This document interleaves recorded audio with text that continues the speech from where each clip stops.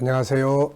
김성길 목사와 함께하는 예수님 이야기 제3단원의 예수님의 성품교실의 오늘 제3회째가 되겠습니다. 첫째 시간은 우리가 서론에 대해서 말씀드렸고요. 그 다음에 지난 시간에는 제1장 성품훈련의 중요성과 필요성에서 첫 번째 성경에서 성경을 중심으로 봤을 때 우리가 왜 성품 교육이 필요하고 성품의 회복이 왜 필요하고 이런 것들을 우리가 살펴봤어요. 기억나시죠?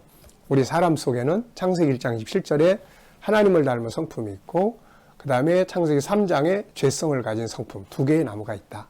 어려서부터 어느 쪽 나무가 영양분을 받고 그런 에 따라서 그쪽 나무가 큰다. 그래서 결국 성품 장애가 창세기 3장에 죄성의 성품이 커지면 성품 장애가 되는 거죠. 여기서부터 수많은 문제들이 발생을 합니다. 그래서 우리가 우리 안에 오리지널 하나님을 닮은 본성이 있기 때문에 이걸 교육을 통해서 알고 훈련을 통해서 익숙해지면 좋은 성품들이 커지는 거죠. 결국 좋은 성품이 좋은 세상을 만들게 되는 거죠.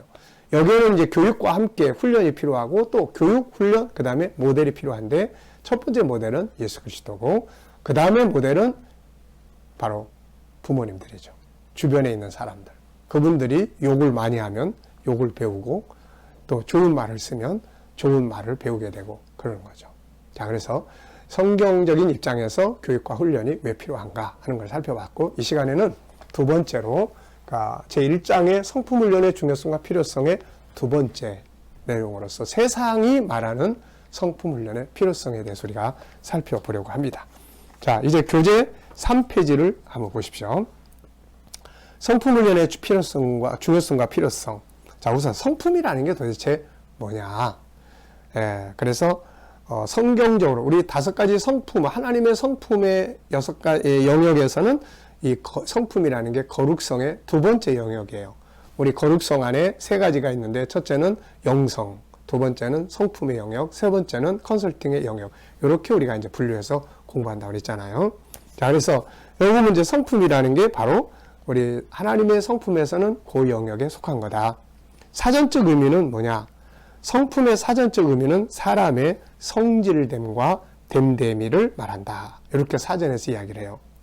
또 사물이나 현상이 본디부터 가지고 있는 고유의 본바탕, 이거를 성품이라고 해요. 고유의 본바탕. 그래서 우리의 본래의 성품은 창세기 1장 27절에 하나님을 닮은 아주 좋은 성품이에요. 이게 우리 안에 딱 들어있어요.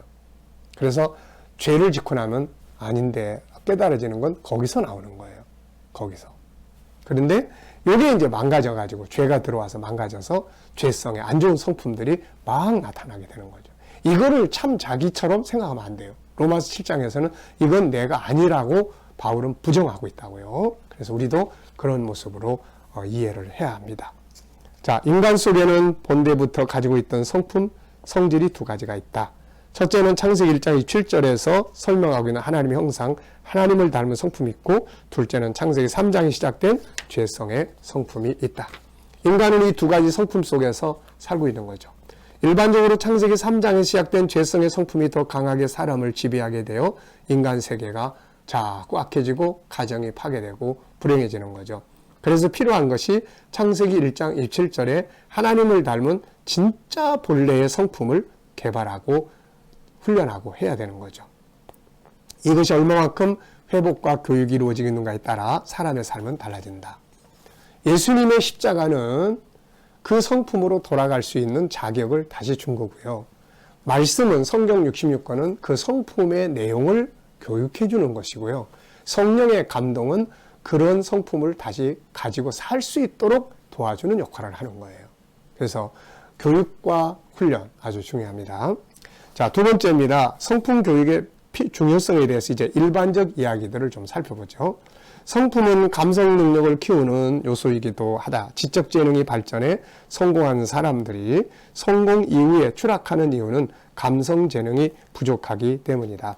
그래서 지적 재능과 함께 감성 재능의 영역을 훈련해야 한다. 성품은 감성 재능을 키우는데 아주 중요한 요인이다. 여기 이제 여러 가지 예를 많이 드러났는데요. 여기서는 그 예를 다 설명하지 못하니까 책을 혹시라도 구입할 수 있으면 구입하셔서 보시면 더 자세한 내용을 볼 수 있겠습니다. 여기서는 한 가지씩만 소개를 할게요. 자, 먼저 미국 미주리 주립대학의 심리학자인 마빈 버코위츠와 민디 비어가 2004년에 성품훈련을 통해 이루어지는 것들에 대한 연구 결과를 발표했다. 학교 차원의 성품훈련을 실시한 아이들을 조사해보니 훈련을 받지 않은 학교 아이들에 비해 인간관계, 독서 능력, 추론 능력 등의 지적 능력이 훨씬 뛰어났다고 한다. 성품이 차분하면 일단 집중력이 있잖아요. 또 이해력도 있고 분석력도 강하게 되고 이제 이런 능력이 나타나게 되는 거죠. 앞서 말씀드린 것처럼 미래학자 엘빈 토플러는 도덕성을 지닌 민족이 앞으로 번영할 거다. 도덕성을 의미해. 창의력을 통한 지적 능력도 좋지만 아무리 창의력을 가지고 잘 만들고 했어도 사기성이 있고 도덕적으로 떨어지면 나중에 추락해버리는 거거든요. 그래서 이 좋은 성품을 훈련하고 하는 것은 세계 속에서도 뛰어나게 살아가는 인정받는 중요한 부분들이죠.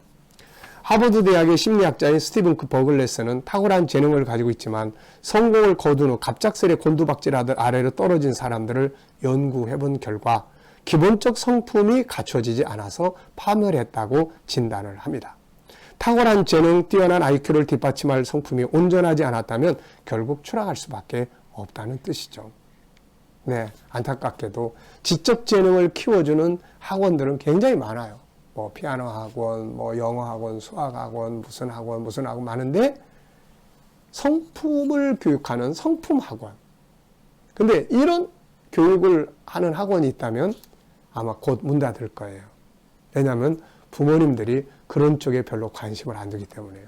근데 꼭 기억해야 돼요. 성품이 올바르게 성장하면 공부도 잘할 수 있어요. 하지 말라고 해도 합니다. 지가 해야 될 필요성을 느끼기 때문이에요.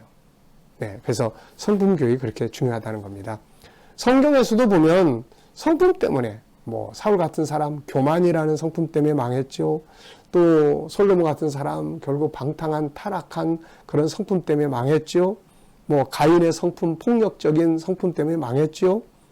전부 그렇잖아요. 삼손 그리고 힘 있는 사람 정욕적인 잘못된 정욕적인 그런 성품 때문에 결국 망해버렸습니다. 자, 세 번째는 성품과 삶의 현장의 관계예요. 예수님은 잘못된 성품이 현장에 미치는 관계를 이렇게 말씀했죠. 마태복음 9장 18절에 보면 입에서 나오는 것들은 마음에서 나오나니 이것이야말로 사람을 더럽게 하느니라. 마음에서 나오는 것. 악한 생각, 살인, 간음, 음란, 도둑질, 거짓 증언과 비방. 이것 때문에 망하는 거예요. 겉에 나타나는 현장은 결국 안에서 만들어진 성품에 의해 움직이게 되는 것을 말씀하시죠. 오늘날 아이들의 언어가 거칠고 욕설이 많다는 건 그들의 내면의 성품이 지금 삐뚤게 크고 있다는 거예요. 삐뚤게. 사실 그래서 교육 중에 가장 중요한 교육은 내면의 성품을 잘 키워가야 한다는 것입니다. 그래서 성품 장애가 그래서 많이 생기는 거예요. 자, 네 번째는 성품 교육의 필요성입니다. 성품 교육의 필요성. 자, 성품은 자신의 삶에 영향을 끼칠 뿐 아니라 사회생활과 많은 분야에서 중요하게 여깁니다. 근래 우리 사회는 어느 때보다도 인성과 성품을 강조하죠. 이제 성품 교육은 개인의 문제만이 아니라 사회의 문제, 기업의 문제로 인식되고 있습니다.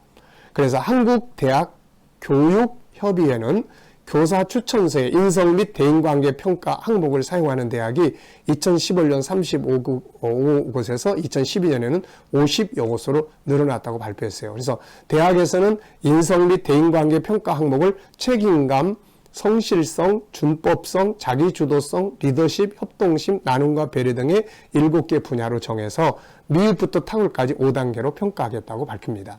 대학을 들어가는데도 그런 성품을 평가를 한다는 거죠. 요즘에 우리가 이제 회사들 들어가려고 하면 큰 회사들은 인적시험이라는 걸 많이 보는 것 같아요. 인적시험. 인적시험이 뭐예요? 결국 인성시험, 적성시험 아닙니까? 저도 어느 회사에서 만드는 것들을 갖다 놓고 한번 시험을 봤는데요. 이 시험이라는 게 참 그래요.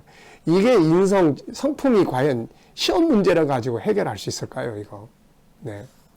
이거는 어려서부터 훈련이 필요한 거죠. 물론 커서는 내가 스스로 이 성품 때문에 부부관계, 남편과 아내 관계가 너무 안 좋다. 이 성품을 내가 바꿔야 되겠다는 의지가 있으면 얼마든지 바꿀 수 있는 거죠, 이게. 자, 좀 더 넘어가 봅니다. 8페이지 보시면 국가에서도 이 성품의 중요성을 인식해서 인성교육진흥법이라는 걸 국회에서 통과시켰습니다. 그게 언제냐면 2015년 1월 20일, 네, 그래서 2014년 12월 29일 국회가 통과했고 2015년 1월 20일 법률 제130045로 제정되어 공포를 했어요. 인성교육을 반드시 시켜야 된다, 이렇게. 그 내용을 보면은 자, 이런 내용들이 들어있어요. 제1조, 이 법은 대한민국 헌법에 따른 인간으로서의 존엄과 가치를 보장하고 교육기본법에 따른 교육 이념을 바탕으로 건전하고 올바른 인성을 갖춘 국민을 육성하여 국가 사회의 발전에 이바지함을 목적으로 한다.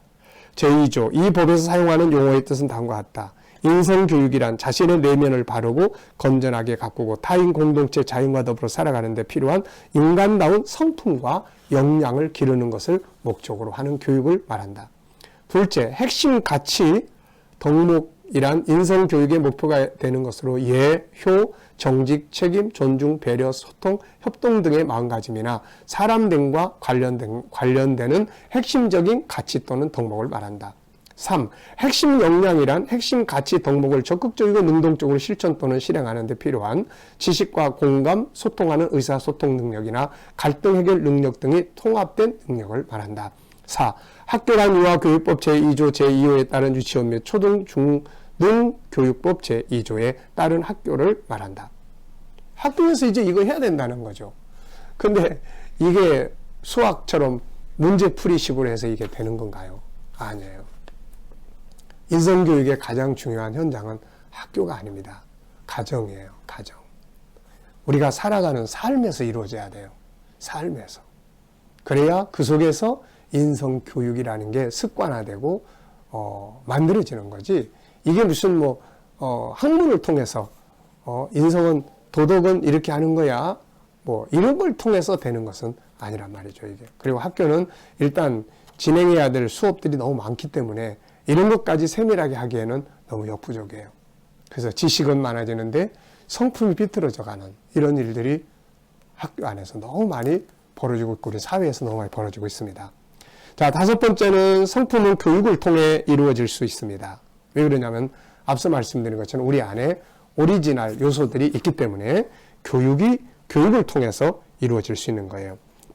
그 다음에 10페이지로 넘어가 보면은 성품은 배우고 훈련하여 새로운 습관을 만들어야 합니다. 본래 타고난 성품은 좋은 성품인데 여기 죄성이 개입함으로 인간의 좋은 성품이 죄성의 성품에 지배된 것이다. 그러므로 죄성의 성품을 자기 자신이라고 보면 안 되고 얼마든지 바꿀 수 있고 또 바꿔야 할 성품이다. 그래서 에베소 4장 22절에 보면 너희는 유혹의 욕심을 따라 썩어져가는 구습을 따르는 옛사람을 벗어버리고 오직 너희의 심령이 새롭게 되어 하나님을 따라 의와 진리의 거룩함으로 지으심을 받는 새 사람을 입으라. 바꿔라. 그런 말이죠. 자, 여섯 번째는 성품 교육의 가장 중요한 현장은 바로 가정입니다. 가정이에요. 아까 말씀드린 것처럼 사람이 성장해 나가는 과정에서 형성되는 인격, 성품을 포함한 인격은 80%가 가정에서 이루어진다고 합니다. 그래서 우리들이 부모가 살아가는 삶의 모습이 얼마나 중요한지를 보여주고 있습니다. 자, 결론적으로 정리를 해보겠습니다. 내면의 성품은 언어를 통해 밖으로 나오고 그 사람의 행동을 만들게 됩니다.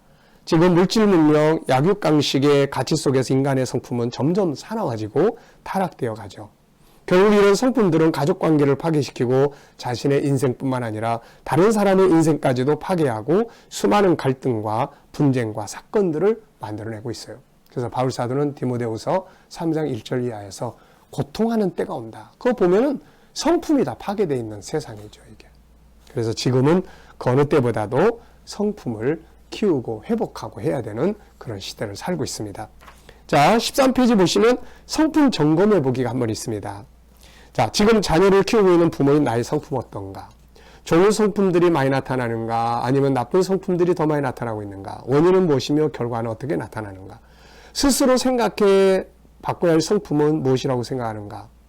또 내 자녀의 성품은 어떠한가? 그대로 가도 괜찮은 성품들인가? 가장 문제가 있다고 생각되는 성품은 뭔가? 그것을 바꾸기 위해 어떤 교육과 훈련이 이루어지고 있는가? 자, 한번 살펴보시고 성품 교육이 필요하다 하시는 분들은 이 강의와 함께 앞으로 좋은 계획들을 짜서 성품을 바꿔보는 그런 시간들 되시기 바랍니다. 이 시간 말씀 여기서 마치겠습니다. 감사합니다.